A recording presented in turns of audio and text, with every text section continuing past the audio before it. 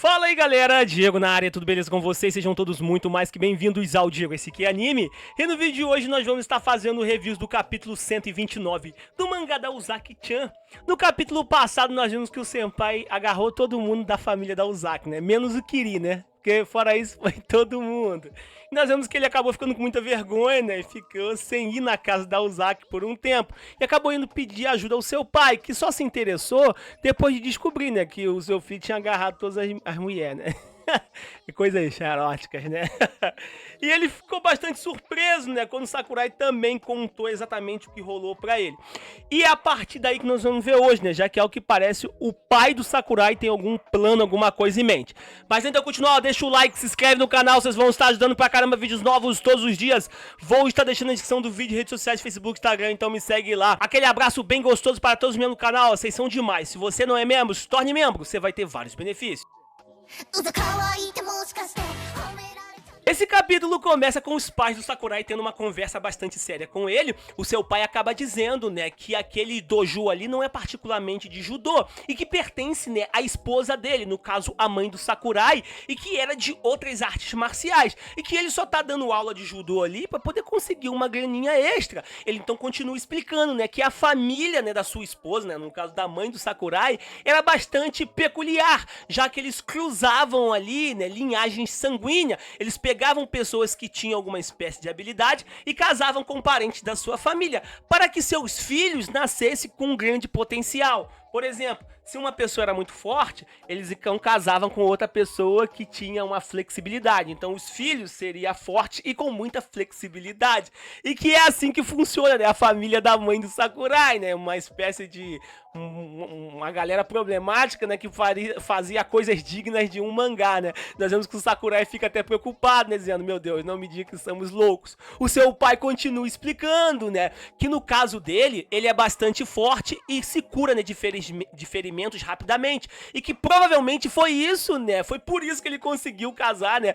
Com a esposa dele. Então, o Sakurai provavelmente herdou a força bruta da mãe dele e a resistência ali do seu pai. Nós vemos então, né, que o Sakurai fala, meu Deus, não fale que eu sou um cavalo de corrida, nem nada do tipo, meu Deus do céu. A sua mãe então continua explicando, né, que eles admiravam o dojo, né, naquela época, e que a pessoa que iria herdar tinha que ser uma pessoa forte. E no caso, né, ela acabou herdando, né, aquele dojo, e que a premissa, né, vem desse ponto, que eles precisam, né, de pessoas que tenham habilidades fortes, né? Em outras palavras, o senpai, ele tem uma habilidade. Eles acabam até explicando, né? Dizendo que chamam isso de habilidade porque não tem um nome exatamente para isso. Eles acabam revelando para o senpai, né? Que esses abraços involuntários que ele tem é as habilidades dele, né? É uma espécie de habilidade dele. Assim como o pássaro, né? Que dorme enquanto voa. O cavalo que dorme enquanto fica de pé, né? O peixe, né? Que dorme enquanto nada.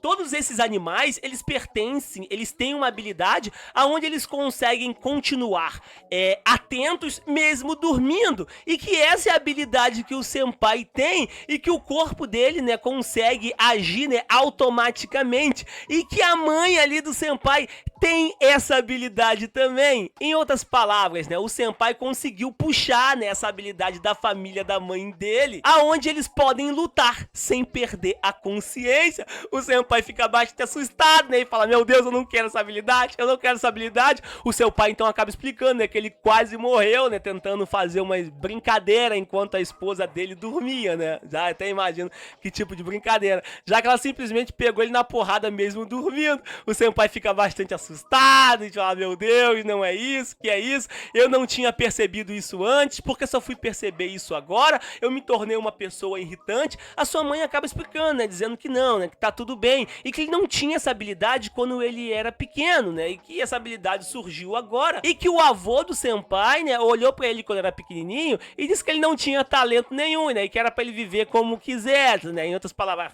foda-se, essa criança não presta pra nada. O senpai fica meio suspeito, né, mas como ele é meio tapado, ele acaba não percebendo isso. A sua mãe continua explicando, né, que existe muitos tipos diferentes de habilidades, né? E que aos olhos, né, do avô dele, o senpai não tinha habilidade nenhuma, né? E que se ele vai deixar alguém assumir o dojo, teria que ser alguém forte, alguém com muito talento. Então por isso que ele meteu meio que um foda-se ali para o senpai, né? E que a habilidade dele não era tão boa assim, né? Aos olhos do avô dele.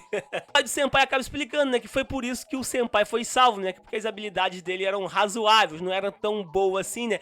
E que ele nem sabia, né, que as habilidades poderiam se manifestar na fase adulta e que geralmente ali é por volta dos 9 anos de idade ou algo desse tipo assim. Mas que o que está feito, né? Não adianta se preocupar com isso agora. E que de qualquer forma o senpai agora ele precisa aprender, né, a controlar as habilidades dele com cuidado. Caso contrário, ele pode ter muitos problemas por conta disso. Ele cita até alguns exemplos, né, dizendo que o senpai pode acabar cochilando no avião, cochilando dentro do metrô, né, e acabar sem querer espancando as pessoas, e ele pode acabar, né, sendo preso por conta disso. Nós então vemos que o senpai fica bastante preocupado, né, enquanto seus pais ficam discutindo, né, qual seria o melhor treinamento, né, que eles devem utilizar, né, para poder ajudar o senpai. Eles então até acabam explicando, né, que o senpai literalmente é um robô que está ligado a todo momento e que eles precisam achar um jeito de desligar isso, né, um jeito, né, de desligar essa habilidade. A sua mãe explica, né, que essa habilidade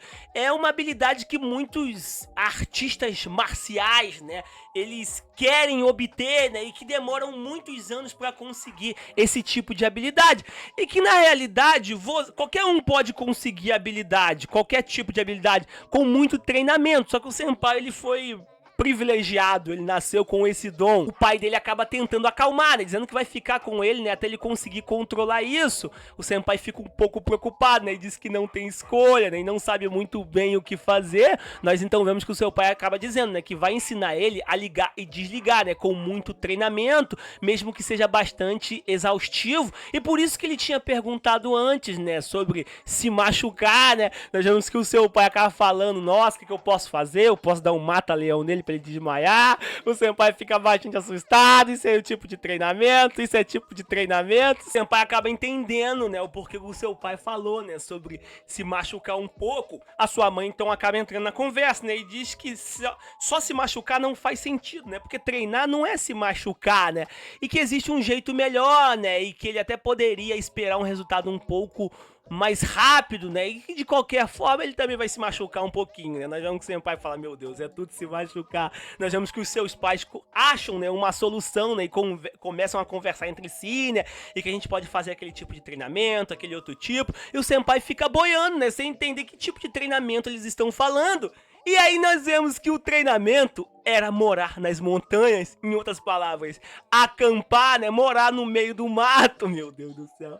E nós vemos o senpai e o seu pai, né, ali com as mochilinhas nas costas, pronto pra acampar dentro das montanhas.